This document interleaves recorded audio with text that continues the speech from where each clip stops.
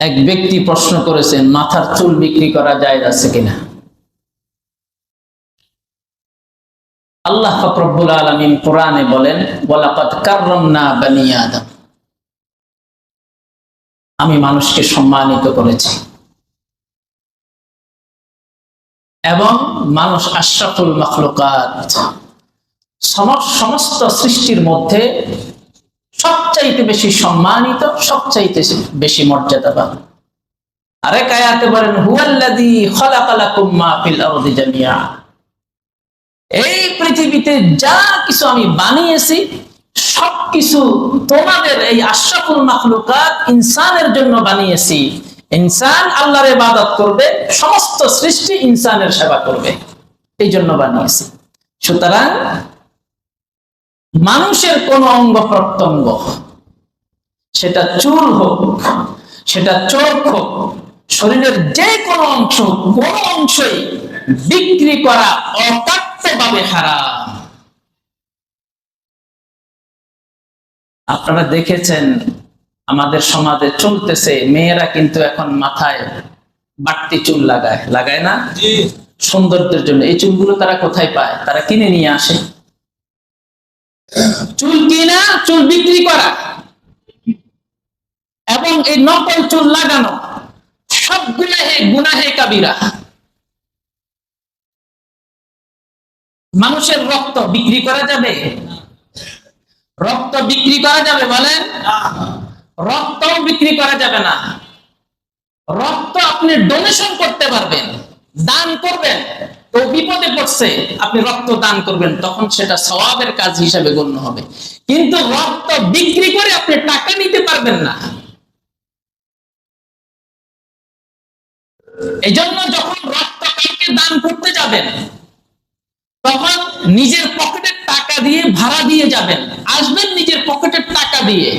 সেখান থেকে কিছু খাবেন না, কারণ এটা তো সম্পূর্ণ একটা আপনি সওয়াবের কাজ করতেছেন। আল্লাহ থেকে কেন বিনিময় গ্রহণ করবেন? আপনাকে বিনিময় তো আল্লাহ সুবহানাহু ওয়া তাআলা দিবেন। রক্ত, আপনার শরীরের রক্ত বেশি থাকলে আপনি দান করবেন, কোন ব্যক্তি বিপদে পড়লে তাকে দিবেন, এটা অনেক বড় সওয়াবের কাজ, অনেক বড় সওয়াবের কাজ। সুতরাং মাথার চুল বিক্রি করা, শরীরের কোন অংশ বিক্রি করা, এটা সম্পূর্ণভাবে না যায়, যেটা হারাম, এটা করা যাবে না। আমাদের দেশে যে পোস্টমর্টেম করে, এই পোস্টমর্টেম কি জায়েজ আছে? আমরা কি ওনাদের সাথে গিয়ে ঠেলাঠেলি করব? আমরা বলি যে এই পোস্টমর্টেম করা জায়েজ নাই। মানুষের অঙ্গ প্রত্যঙ্গ গুলা আল্লাহ তাআলা মানুষকে এত সম্মানিত করলেন, যার কারণে সে মারা যাওয়ার পরে তাকে সুন্দর একটা পরিসমাপ্তির মধ্য দিয়ে তাকে কবরস্থ করার জন্য ইসলাম বিধান করে দিলেন। তাকে কোন রকম তার এই লাশের প্রতি, সেটা মরা লাশ হলেও সেটার প্রতি কোনো অসম্মান কেউ প্রদর্শন করলে ইসলাম এটাকে নিন্দা করে। এখন সে মারা যাওয়ার পরে তার এই দুইটা ফেটে ফেললেন আপনি, সেখানকার অনেক কিছু নিয়ে নিলেন, চোখ নিয়ে নিলেন, অনেক কিছু নিয়ে নিলেন, এই লাশের প্রতি কি অসম্মানী হয় নাই?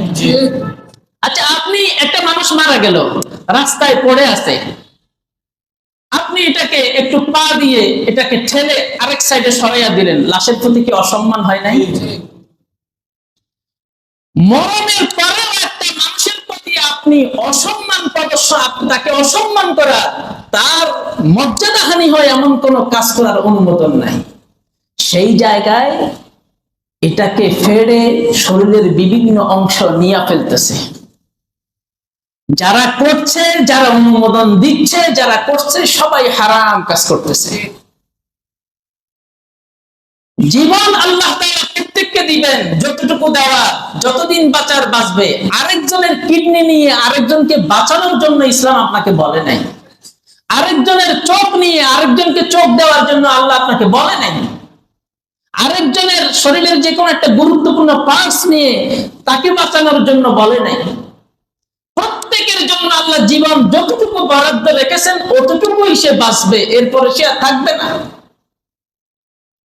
এই জন্য মানুষকে আল্লাহ তাআলা সবচাইতে বেশি সম্মানিত করেছেন। লাকাদ খালাকনাল ইনসানা ফি আহসানি তাকওয়িম, সবচাইতে সুন্দর আকৃতিতে হ্যাঁ আল্লাহ তাআলা মানুষকে বানিয়েছেন। তার শরীরের কোনো অংশ বিক্রি করা এবং তার শরীরের কোনো অংশ কিনা, দুটোটাই নাজায়েজ কাজ। মেয়েরা এগুলি করে থাকে, চুল কিনে তারপরে যায়। এখন নাকি আবার নখও বিক্রি হয়,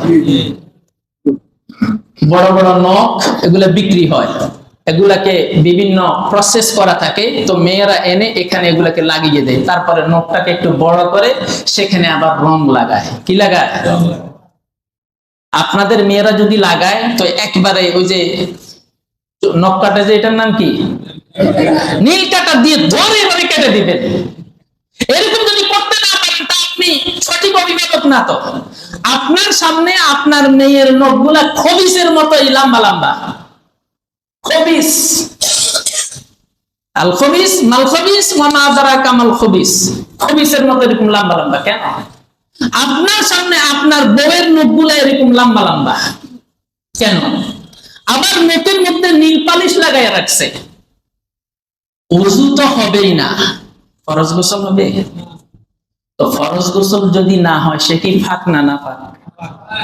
হ্যাঁ, তো না পাক বউ লইয়া যে আপনি ঘুরতেছেন রাস্তায় রাস্তায়। আপনার বউয়ের যদি নখের মধ্যে নীল পালিশ লাগানো থাকে তো সেখানে তো পানি পৌঁছবে না। ওযু করার সময়, ফরজ গোসল করার সময় পানি পৌঁছবে না।